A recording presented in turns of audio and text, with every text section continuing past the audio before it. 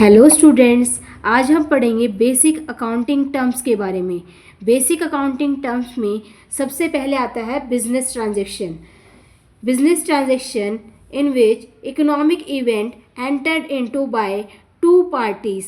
इसमें economic event entered किया जाएगा दो पार्टीज के द्वारा that initiate the accounting process. और वो दोनों पार्टी क्या करेंगी? अकाउंटिंग प्रोसेस इनिशिएट करेंगे। अकाउंटिंग में वो ट्रांजैक्शन रिकॉर्ड की जाती हैं जो कि बुक्स ऑफ अकाउंट्स में हम लिख सकते हैं, इन टर्म्स ऑफ मनी एक्सप्रेस कर सकते हैं। उनको हम फाइनेंशियल इकोनॉमिक इवेंट्स भी बोलते हैं। तो हम शॉर्ट में बोले तो economic event entered into by two parties that initiate the accounting process of recording in the books of accounts financial economic express in terms of money, cash और credit. Second देखिए टर्म है account. Account का meaning क्या होता है? A place to record the transaction. एक ऐसा place जहाँ पे कि हम ट्रांजेक्शन को रिकॉर्ड कर सकते हैं। Under A head it shows the both amount and direction of transaction. इसमें अमाउंट भी शो किया जाता है और ये भी बताया जाता है कि डेबिट होगा या फिर क्रेडिट होगा। ठीक है, कौन सी तरफ जाएगा ये ट्रांजेक्शन। इधर देखिए ये फॉर्मेट दिया हुआ है, एक तरफ है डेबिट और दूसरी तरफ है credit. Date particular amount, date particular and amount. Next term है capital. Amount invested in an enterprise by the owner can be money और मनी वर्थ। जो अमाउंट एक एंटरप्राइज में इन्वेस्ट किया जाता है ओनर के द्वारा उसको क्या बोलते हैं? कैपिटल।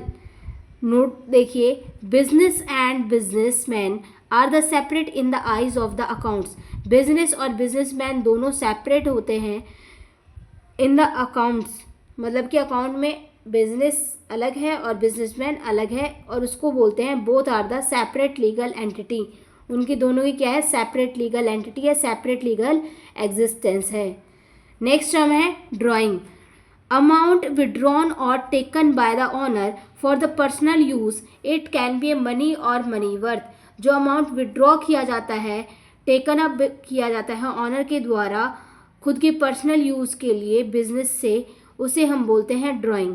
इसको हम बैलेंस शीट में लायबिलिटी साइड में कैपिटल में से माइनस करके शो करते हैं। नेक्स्ट टर्म है हमारी लायबिलिटीज़। लायबिलिटीज़ का मीनिंग क्या होता है? Amount payable owned bye the business. जो भी अमाउंट पेबल है, मतलब कि हमने किसी से पैसा ले रखा है, हमें उसे वापस करना है, हमारे पास और हमारे ऊपर दायित्व है कि हमें इन फ्यूचर में उसकी पेमेंट करनी है। अगर लायबिलिटी टुवर्ड्स द ऑनर है तो उसे हम बोलेंगे इंटरनल लायबिलिटी, और लायबिलिटी टुवर्ड्स द आउटसाइडर है तो उसे हम क्या बोलेंगे? External liability.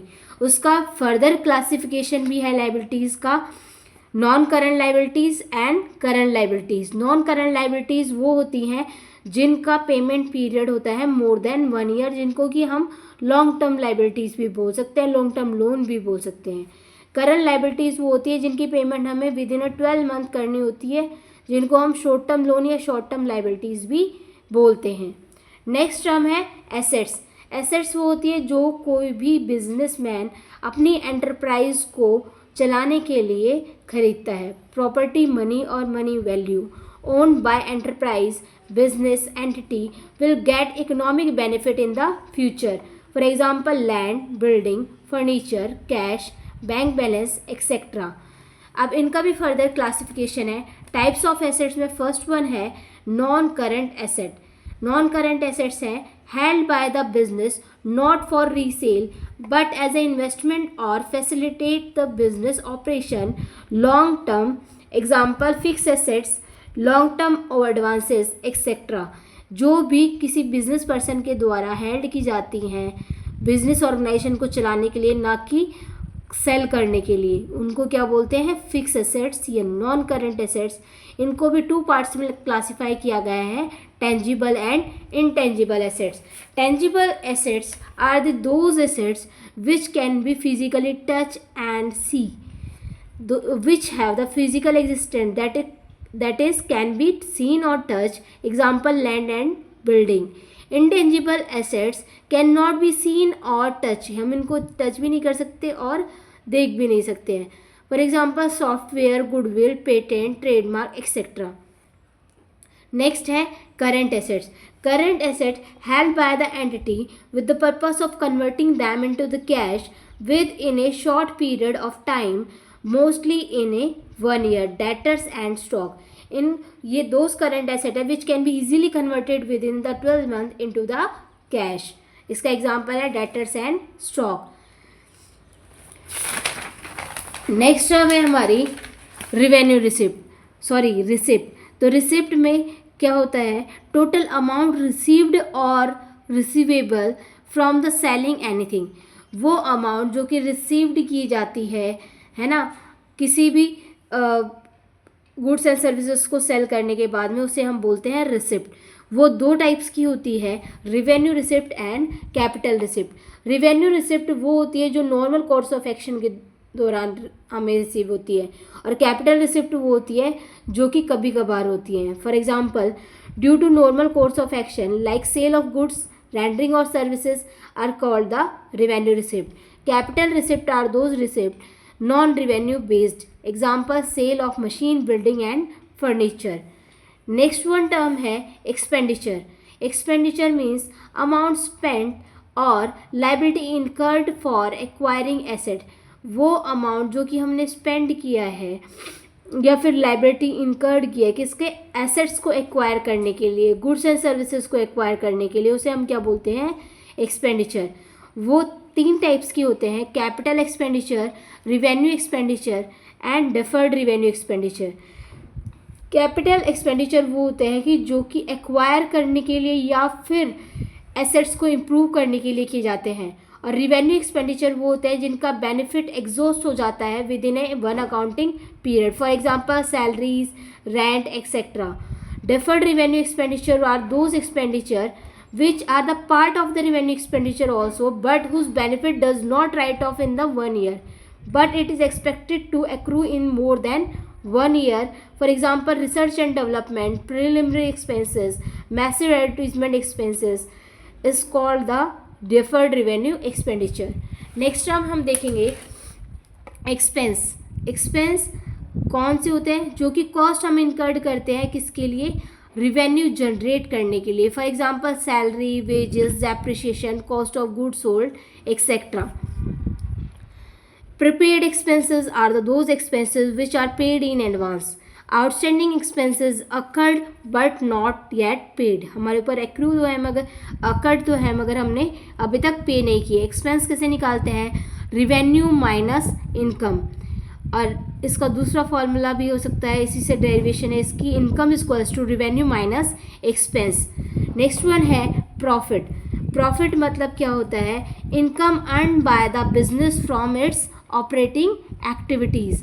वो इनकम जो कि एक ऑर्गेनाइजेशन की ऑपरेटिंग एक्टिविटीज़ को परफॉर्म करके अर्न की गई हैं। ग्रॉस प्रॉफिट कैसे निकालते हैं, sales minus cost of goods sold. Net profit कैसे निकालते हैं, gross profit minus other expenses, salary, depreciation etcetera. Gain क्या होता है, गेन और प्रॉफिट को सिमिलर टर्म समझाता है, मगर प्रॉफिट तो होता है ऑपरेटिंग एक्टिविटीज़ के द्वारा और गेन होता है नॉन ऑपरेटिंग एक्टिविटीज़ के द्वारा। Profit from non operating activity, incidental activity, for example sale of machinery is called the gain.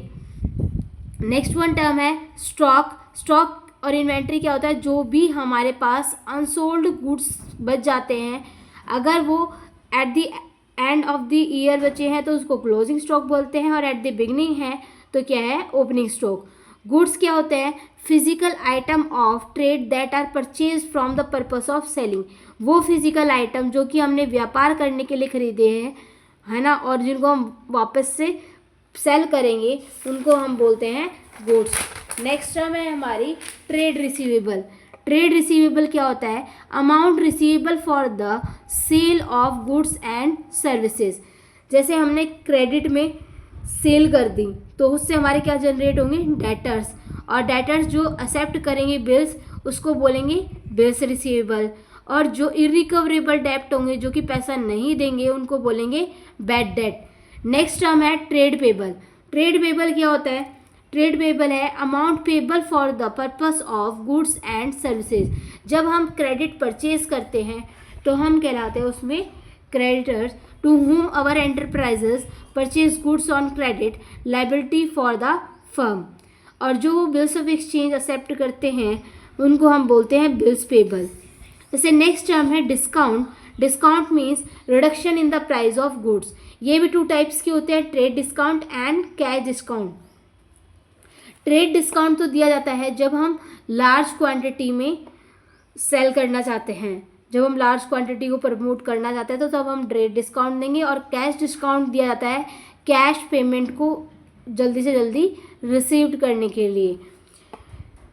Trade discount is given to the customer who's purchased goods in a significantly large quantity. Reduction in the price by the seller to the purchaser of goods when they buy the goods of a certain large quantity.